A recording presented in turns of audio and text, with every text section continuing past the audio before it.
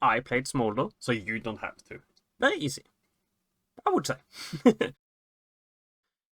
But what I say about Smolder, he's a fun champion, very interesting champion, and I think he is a champion that can go both AP and AD at the moment. I think the AP build is more like a poke build, and you have to play more position-wise and like slower on your cooldowns, but it works. While auto attack, yeah, you can go in auto attack and have more success in that. But biggest thing with Smolder is position. Like overall, I have realized when I was playing it is that his positioning is very hard, and if you don't have teammates that can peel you, it's even harder to position. So you have to make sure that you position very right. Okay, so what does Smolder do? Passive. Very easily. It's a stacking ability. The more you hit enemies with your abilities, you get one stack. So like you can combo it and hit more than once. The second is, your Q is your bread and butter with the stacking. Every time you hit a Q on a minion, or not hit a minion, you kill a minion with Q, you get a stack. So what you want to do is get the first 25 stack as fast as possible, because when you get that, you get the AoE Q. That AoE Q can kill like 3 minions at one, meaning you get 3 stacks at one. So it becomes easier to like stack up your passive. So your focus want to be make all minions low enough that you can kill all minions 1 Q to save mana for laning and do faster stacking. Because sometimes when you try and Q one at a time, you don't really get time because enemy bothers you, or like the minions are bothering you. So like you should make sure that you like control the minions. My tip is like focus the caster minion if you have possible. Like throw your W in the wave, make the caster minion low, and then throw your Q and kill the minion when you get some item. My biggest tip on like how to fast clear the backline minions and get the stack without getting disturbed. Because it's like that, but when you throw the W, enemy will like walk away from it, so you get like free time on the wave in a way. But yeah, so his Q. What is his Q? It is a lock on target fire ball. You click on something and it attacks. On 25 stacks, it gets upgraded to AoE, and then it continues on that. Like on 125 stacks, you get like a splash, and then 3 small one flying out. And then on 225, you have burn passive too. So you get like even more damage. And then your stacks after that has nothing to do on the Q, but your passive gives you more damage over time. W is a fireball you throw forward, and when it hits an enemy, it splashes and continue rolling. Very simple ability.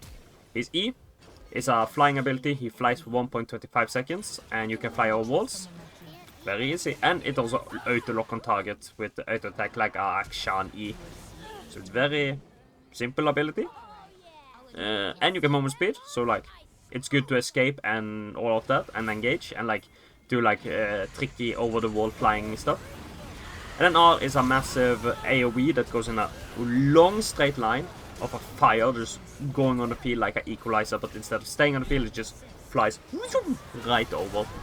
And if it hits you, you get healing, and it does damage on every enemy it hits. Very simple. And the reason then I say like AP can work is because these are scaling is like his passive have only AP scaling, and then like all his ability have AD and AP scaling, and because like you have the ult and the W and the splashes of Q, you can in theory poke them down with it slowly but surely. And not even slowly, you can even burst later if you have the right combination of item.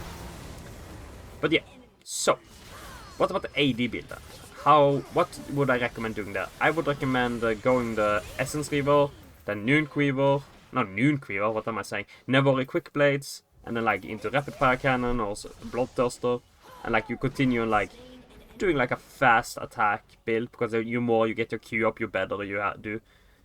Also like one thing I realized is I tried a Blade of the Ruinkin build, and I realized the Q splash after it gets the 3 dots that fly out, that 3 dots can prop your abilities because it counts as an auto attack, meaning there can maybe be some interaction in some build like with Blade of the Ruinkin or maybe Hurricane, that those dots can pocket, meaning like if you are not in range of like the backline people, you can like throw the Q on the minions, the small one hits the champion, and like you poke everything on them. So like maybe even a team fight you can maybe poke like much more, because like you hit the front one and then you hit all the people behind, stuff like that.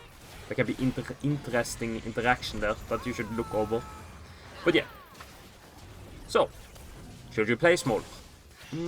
I would say yes, he's a fun champion if you can learn it, get your position very good. I would say it's a champion for gold player and up, if I'm gonna like give it maybe silver, because like you have to have a team to help you peel you, or you have to be good at positioning. And for me, I would say like he is a much better champion in like higher elo. Maybe he's even better at pro, because people can like play around him.